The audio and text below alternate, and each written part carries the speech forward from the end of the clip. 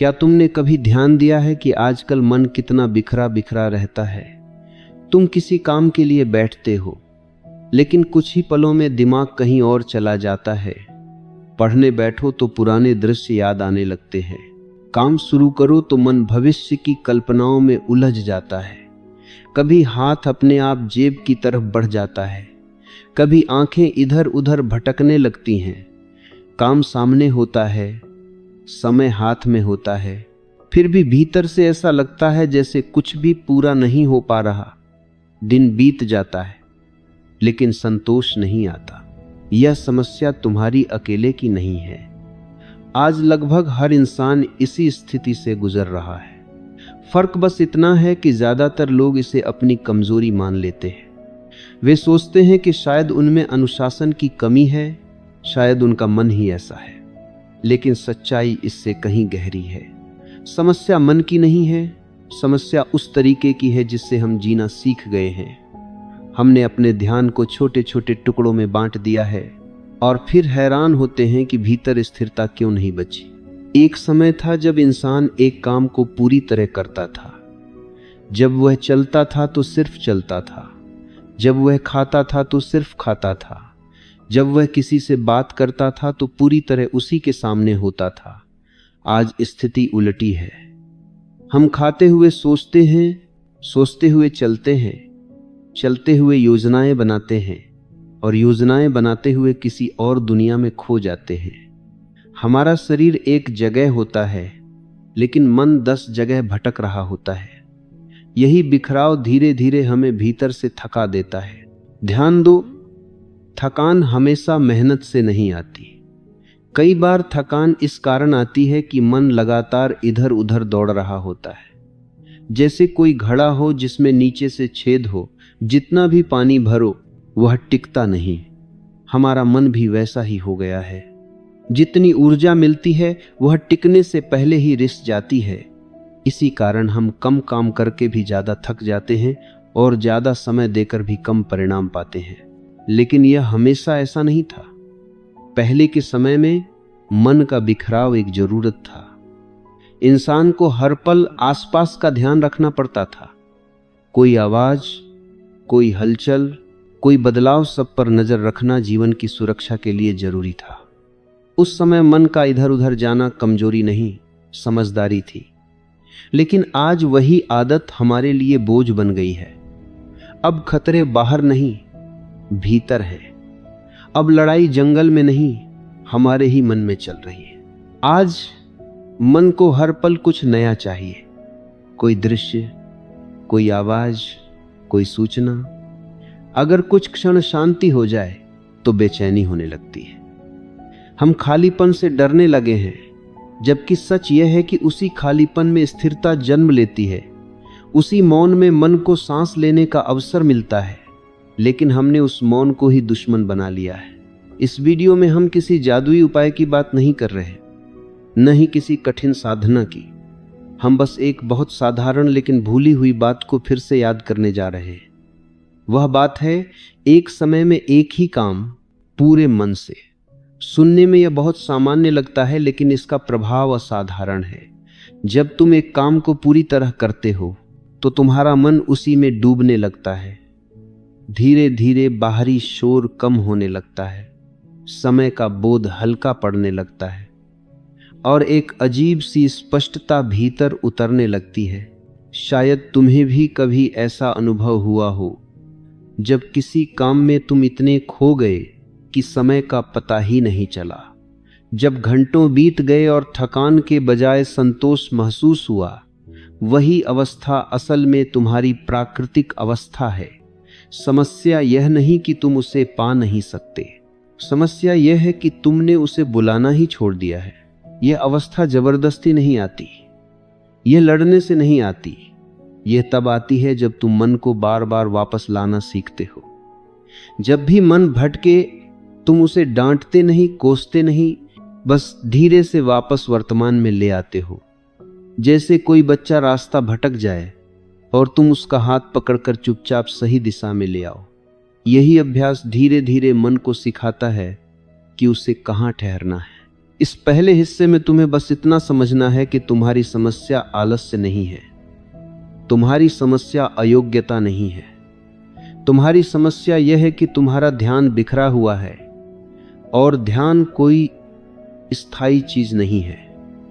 यह एक अभ्यास है जिसे जितना किया जाए उतना गहरा होता जाता है। आगे हम देखेंगे कि इस अभ्यास को अपने रोजमर्रा के जीवन में कैसे उतारा जाए, बिना दुनिया छोड़े, बिना जिम्मेदारियों से भागे। कैसे पढ़ाई, काम, बातचीत, यहां तक कि साधारण काम भी तुम्हें थकाने के बजाय ऊर्जा देने लगे। लेकिन उससे पहले यह समझ लेना जरूरी था कि तुम टूटे हुए नहीं हो, तुम बस बिखरे हुए हो, और बिखरी हुई चीज को जोड़ा जा सकता है।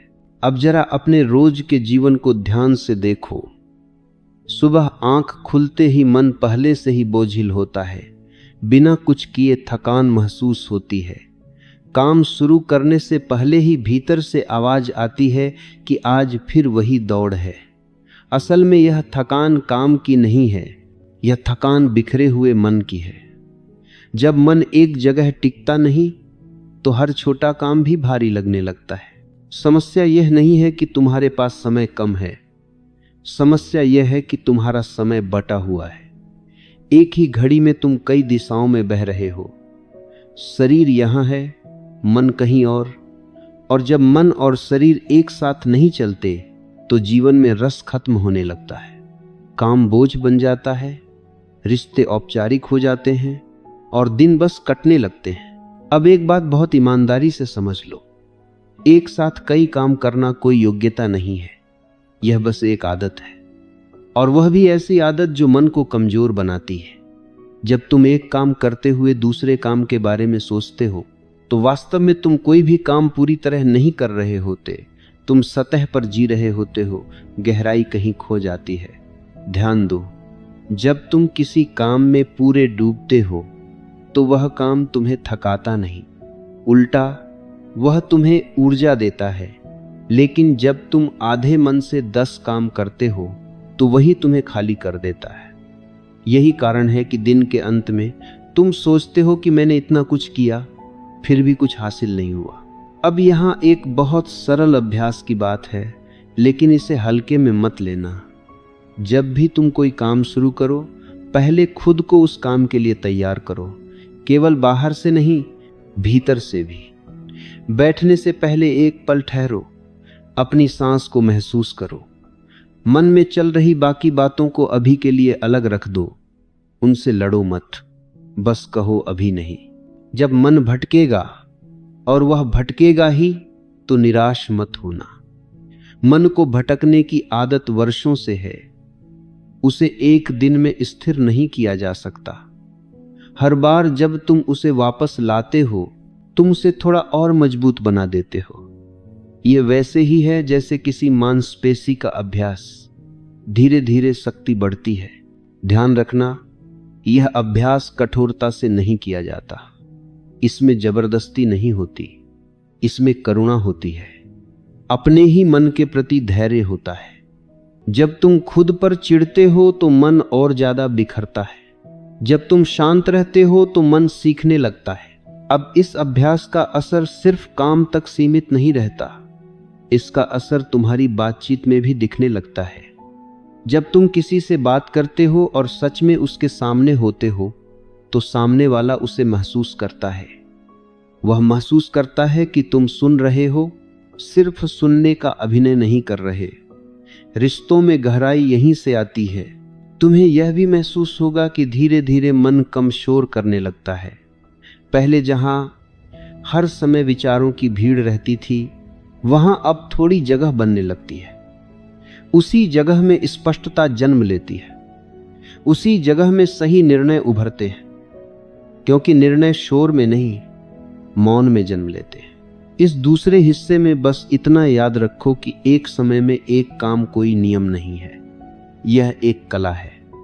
यह जीवन को फिर से पूरा महसूस करने का तरीका है, और यह अभ्यास तुम्हें कहीं और नहीं ले जाता, यह तुम्हें यहीं इसी पल में वापस लाता है। आगे हम देखेंगे कि इस अभ्यास को लगातार कैसे बनाए रखा जाए, कैसे आलस्य, ऊब और डर के बावजूद मन को वर्तमान में टिकाए रखा जाए। लेकिन अभी के लिए इतना काफी है कि तुमने यह देख लिया कि तुम्हारी शक्ति कहां बिखर रही थी। यात्रा आगे बढ़ रही है। अब एक और गहरी बात समझने की जरूरत है। जब तुम मन को एक जगह टिकाना शुरू करते हो तो शुरुआत में एक अजीब बेचैनी पैदा होती है। ऐसा लगता है जैसे भीतर कुछ छूट रहा है। मन बार बार कहता है कुछ और देख लो, कुछ और सोच लो, कहीं और चले जाओ। यह बेचैनी कोई समस्या नहीं है। यह संकेत है कि तुम्हारा मन पहली बार अनुशासन को महसूस कर रहा है। अब तक मन मालिक बना बैठा था, जो चाहे सोचता था, जहां चाहे भागता था, तुम उसके पीछे पीछे चलते थे। अब पहली बार तुम लगाम पकड़ रहे हो, इसलिए मन विरोध करेगा। वह तुम्हें ऊब दिखाएगा, डर दिखाएगा, आलस्य दिखाएगा। वह कहेगा यह काम छोड़ दो, बाद में कर लेंगे। यहीं पर अधिकतर लोग हार जाते हैं। लेकिन यहां एक छोटा सा रहस्य है। मन से लड़ना नहीं है, मन को दबाना नहीं है, बस उसे देखने लगो।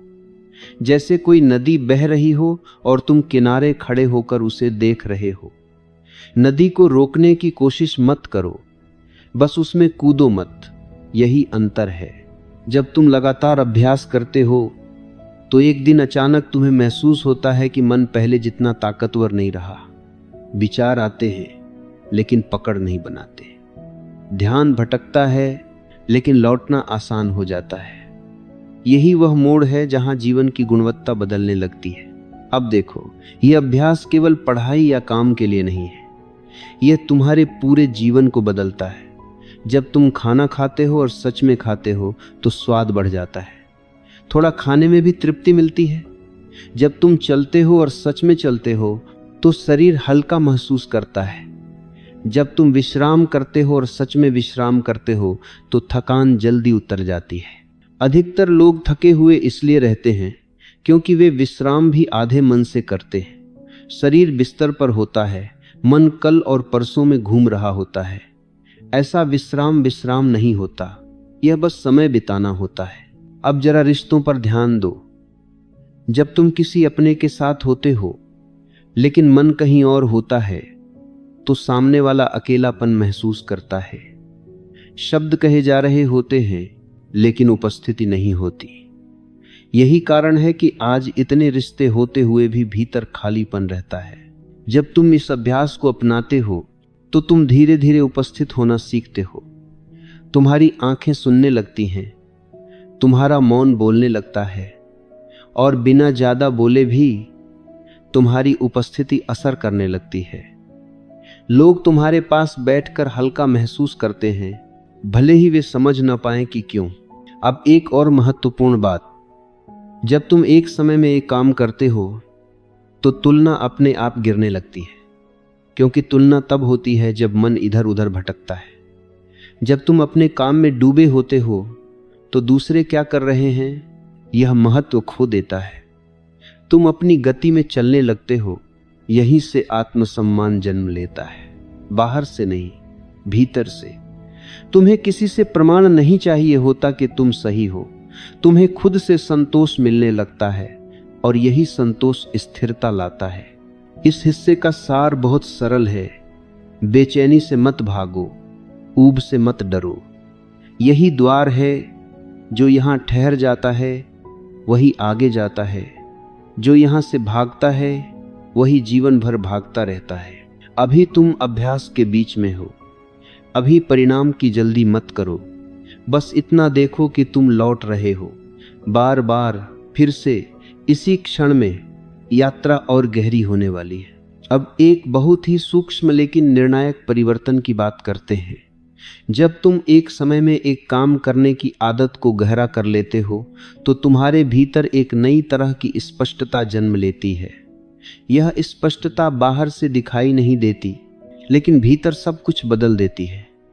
तुम अचानक यह पहचानने लगते हो कि कौन सी बात जरूरी है और कौन सी केवल शोर।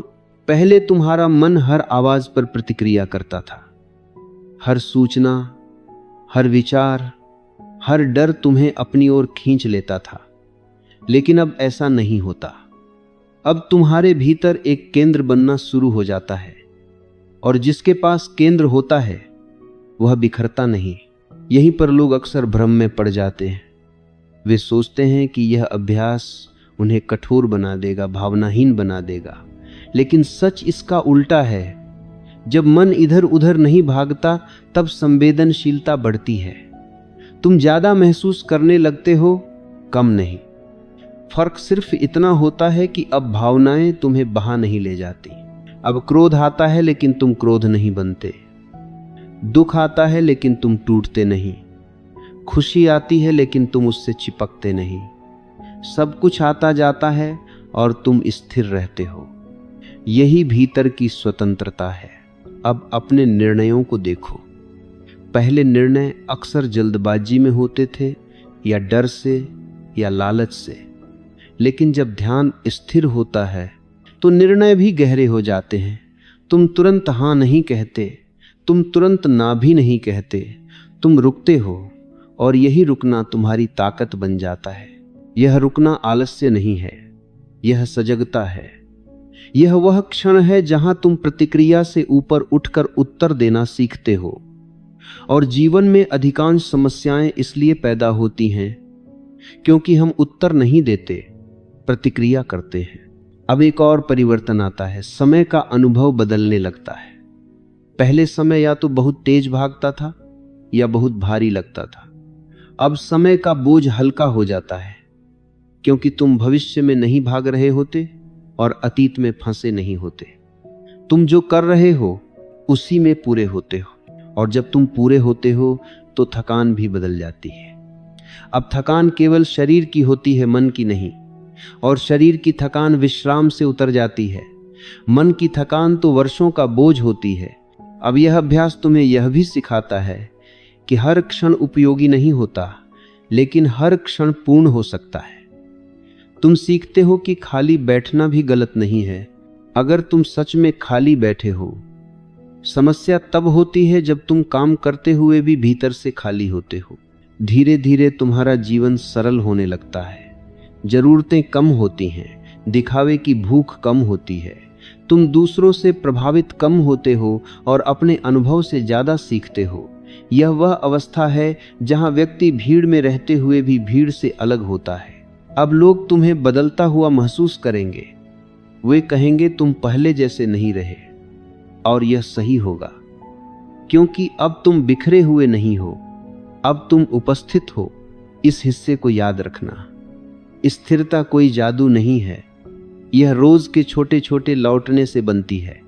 हर बार जब मन भटके और तुम उसे वापस लाओ, तुम भीतर कुछ जोड़ रहे हो। कोई और नहीं देखता, लेकिन तुम बन रहे हो। अब अंतिम चरण बचा है जहां यह अभ्यास केवल आदत नहीं, जीवन की दिशा बन जाता है। अब हम उस बिंदु पर पहुंचते हैं जहां यह अभ्यास केवल एक तकनीक नहीं रहता, बल्कि तुम्हारी जीवन दृष्टि बन जाता है। यहां कोई संघर्ष नहीं होता, कोई जबरदस्ती नहीं होती। जो पहले अभ्यास था वही अब स्वभाव बन जाता है। शुरुआत में तुम ध्यान लाते थे, अब ध्यान अपने आप उपस्थित रहने लगता है। पहले तुम्हें याद दिलाना पड़ता था कि एक ही काम करो, अब मन खुद ही बंटने से इनकार करने लगता है। यह बहुत बड़ा परिवर्तन है, क्योंकि अब नियंत्रण बाहर से नहीं, भीतर से आता है। अब तुम यह साफ देख पाते हो कि जीवन की अधिकतर बेचैनी किसी बड़ी समस्या से नहीं, बल्कि बिखरे हुए ध्यान से आती है। जब मन एक साथ 100 जगह होता है, तब हर छोटी बात भी भारी लगने लगती है। लेकिन जब मन एक जगह टिक जाता है, तब बड़ी चुनौती भी संभाली जा सकती है। इस अवस्था में तुम लोगों को अलग नजर से देखने लगते हो। पहले तुम केवल उनकी बातें सुनते थे, अब उनके शब्दों के पीछे की बेचैनी भी महसूस करते हो। कोई गुस्से में है तो तुम समझ जाते हो कि वह दर्द में है। कोई बहुत बोल रहा है तो तुम देख लेते हो कि वह खालीपन भरने की कोशिश कर रहा है। इससे भीतर करुणा जन्म लेती है, लेकिन कमजोरी नहीं। अब रिश्ते भी बदलते हैं। तुम हर समय उपलब्ध नहीं रहते, लेकिन जब उपस्थित होते हो तो पूरी तरह होते हो। यही कारण है कि तुम्हारी उपस्थिति हल्की नहीं रहती। लोग तुम्हें सुनते हैं क्योंकि तुम खुद को सुनना जानते हो।